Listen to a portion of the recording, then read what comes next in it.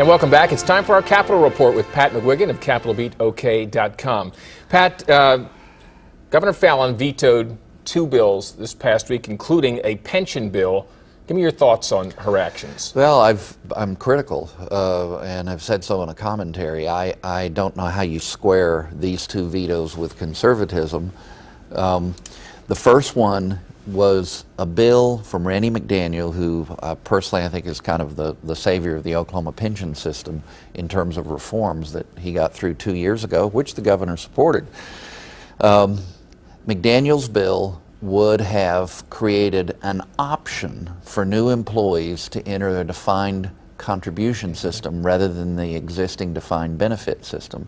Defined contribution over time, the liabilities are lower and it's more actuarially sound for pension retirement planning. It's also popular with young workers.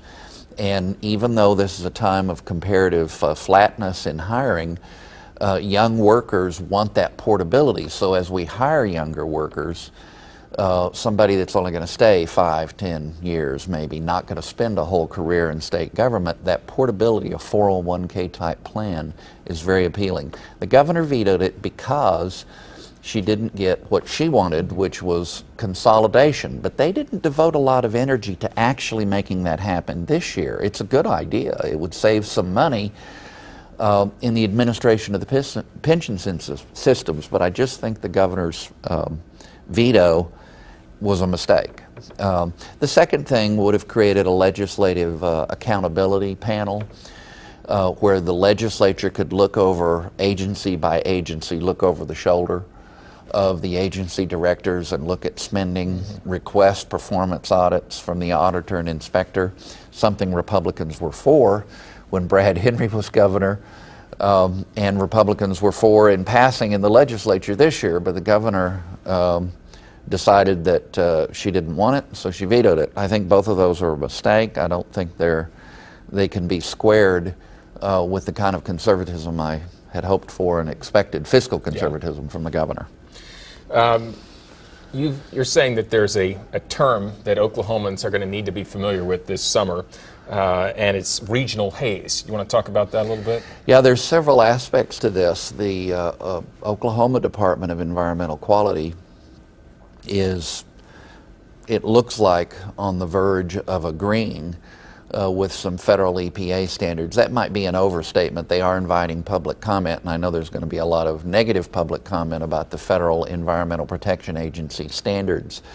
You've got a split, which is interesting, between a couple of the major companies. OGE is fighting implementation of the regional haze, and it looks like PSO in the northeastern part of the state and eastern part of the state, Tulsa area, is going to accommodate or go along with it. And again, none of this is carved in stone yet, but this is a jump ball, and it's a really significant one.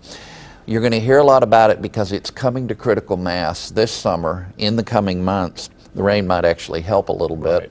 Right. The problem is centered around the Wichita Wildlife Refuge and the haze that kind of hovers over there in the hot months. They think a lot of that is blown up from Texas and then just kind of settles over there. Now that's a layman's way of putting it, but bottom line, regional haze is going to become a big talking point, controversy, I believe, within the next few weeks, and that's why I'm glad we had a chance to talk about it. Stay tuned. Oklahoma Department of Environmental Quality, 2 of our biggest companies, and the federal EPA are all involved. Finally, let's give you a second here to talk a little bit about what's been going on nationally this week. Of course, the president's been in a quandary about 3 main issues: Benghazi, Justice Department, the IRS.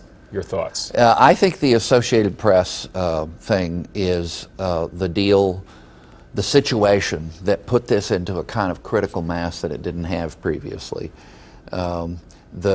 The AP is very angry at the president and his people for the kind of investigation that was made and the breadth of it, of the investigation. So you combine that with the other 2, you've got 3 things, big things going on all at once, all of which are not helpful to the Obama presidency. Now, bottom line, to sum up, I think at the end of the day, if this doesn't go directly to his doorstep, the president will get through it. if it does, he could have some serious problems to deal with the next several months. In terms of governing and Right. Accountability. All right. You can read more about these and other topics at CapitolBeatOK.com. For Pat McGuigan, I'm Alex Cameron. Have a great day.